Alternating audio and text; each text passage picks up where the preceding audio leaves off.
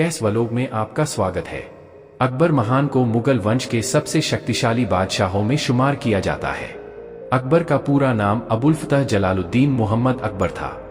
उन्होंने हिंदुस्तान के अधिकांश राज्यों पर मुगल सल्तनत के साम्राज्य बनाया था।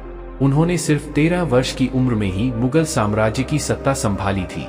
बादशाह अकबर ने उत्तरी, पश्चिमी और पूर्वी राज्य खासकर पंजाब, दिल्ली, आगरा, राजपुताना, गुजरात, बंगाल, काबुल, बलूचिस्तान, कंधार व उत्तर प्रदेश के साथ अन्य प्रदेशों और राज्यों पर परचम लहराया था। आज हम आपके सामने अकबर की जीवनी पेश करेंगे। अकबर का जन्म 15 अक्टूबर 1542 के दिन हुआ था। उसके बचपन का नाम अबुल-फतह जलाल-उद-दीन मोहम्मद अकबर था। 1556 में अकबर के पिता हुमायूं ने अकबर को दिल्ली सल्तनत बादशाह का उत्तराधिकारी बना लिया था। 13 वर्ष की उम्र में बैरम खान को उसने शहंशाह घोषित किया था।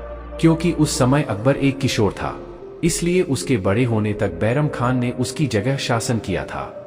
अकबर को उसकी कई उपलब्धियों के कारण उसे द ग्रेट का उपनाम दिया गया था। मोहम्मद जलालुद्दीन अकबर के नाम से प्रसिद्धि पाने वाले मुगल शासक थे।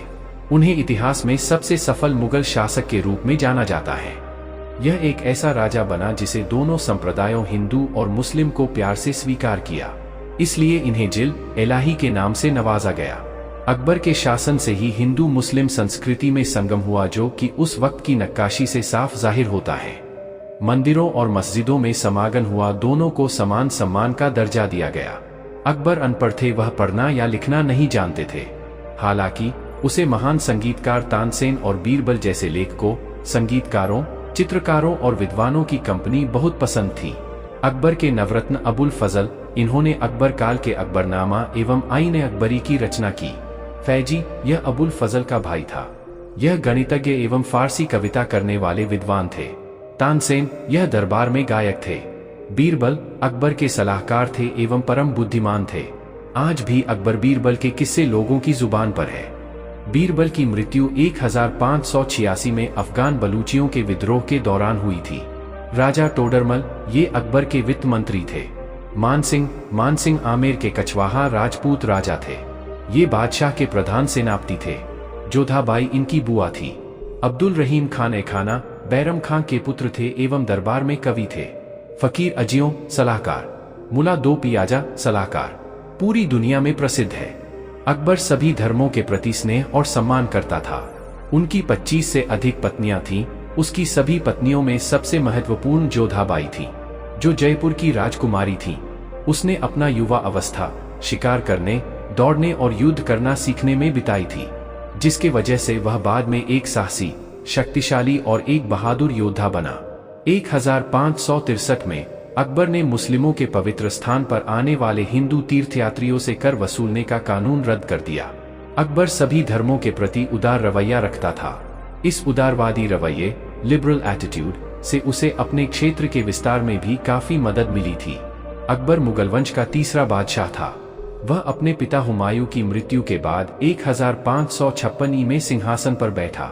उस समय उसके अधीन कोई खास इलाका नहीं था। उसी वर्ष पानीपत की दूसरी लड़ाई में उसने हेमू पर विजय पाई, जो अफगानों के सूर राजवंश का समर्थक था। अब वह पंजाब, दिल्ली, आगरा और पास पड़ोस के क्षेत्र का स्वामी बन गया। 22 जून 1555 को हुमायूं ने कई संघर्षों के पश्चात अपने सिंहासन को पुनः प्राप्त कर लिया। जनवरी 1556 में हुमायूं की सीढ़ियों से गिरने से मृत्यु हो गई। इसके पश्चात अकबर का राज्याभिषेक बैरम खां की देखरेख में गुरदासपुर जिले के कालानौर नामक स्थान पर 14 फरवरी 1556 ईस्वी को मिर्जा अबुल कासिम द्वारा किया गया। इस प्रकार अकबर मुगल वंश का तीसरा शासक बना। बैरम खां हुमायूं के समय से ही अकबर के अंगरक्षक की भूमिका में था तथा 1556 से 1560 के मध्य संरक्षक की भूमिका में भी रहा। बैरम खां के पतन में अकबर की दाई मां माहम अनगा ने महत्वपूर्ण भूमिका निभाई। उसने बैरम खां के खिलाफ अकबर को लगातार भड़का कर उससे रिश्ते खराब करने पर मजबूर कर दिया।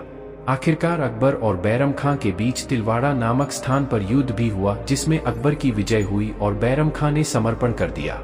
एक दिन जब बैरम खां हज मक्का की यात्रा पर निकला हुआ था, उसी वक्त 31 जनवरी 1561 को किसी विद्रोही द्वारा उसकी हत्या कर दी गई। बैरम खां की मृत्यु के पश्चात बादशाह ने उसकी विधवा पत्नी सलीमा बेगम से विवाह कर लिया। अकबर ने राजपूतों और अन्य हिंदुओं को अपने दरबार में ऊंचे पद दिए। माल विभाग में राजा टोडरमल मल मंत्री बनाए गए। राजा भारमल, भगवानदास तथा मानसिंह को 5000 मनसबदार बनाकर सेना में सर्वोच्च पद प्रदान किया गया। बीरबल के सर्वप्रिय चुटकुले अकबर और बीरबल की मित्रता का परिचायक हैं। इसी प्रकार अकबर की सेवा में कई हिंदू पदाधिकारी तथा सैनिक तैनात थे। अपने साम्राज्य की उत्तर पश्चिमी सीमा पर अधिक ध्यान देने के लिए अकबर ने 1585 में लाहौर को राजधानी बनाया। 1598 तक वह लाहौर में रहकर अफगानों को दबाने में लगा रहा। अकबर ने स्थिति पर विजय प्राप्त की और इन सबको शांत करने में सफल हुआ। अकबर का पुत्र सलीम जहांगीर था, जो कि जोधा बाई की कोख से पैदा हुआ था। वह भी कुछ समय से अपने हाथों में शासन लेने की कोशिश कर रहा था, परंतु कुछ समय के पश्चात ही 27 अक्टूबर 1605 को पेचिश से परेशान होकर अकबर की मृत्यु 63 वर्ष की उम्र में हो गई। अकबर का मकबरा सिकंदरा, आगरा में स्थित है। आशा करते हैं कि आपको हिस्ट्री अच्छा लगा होगा।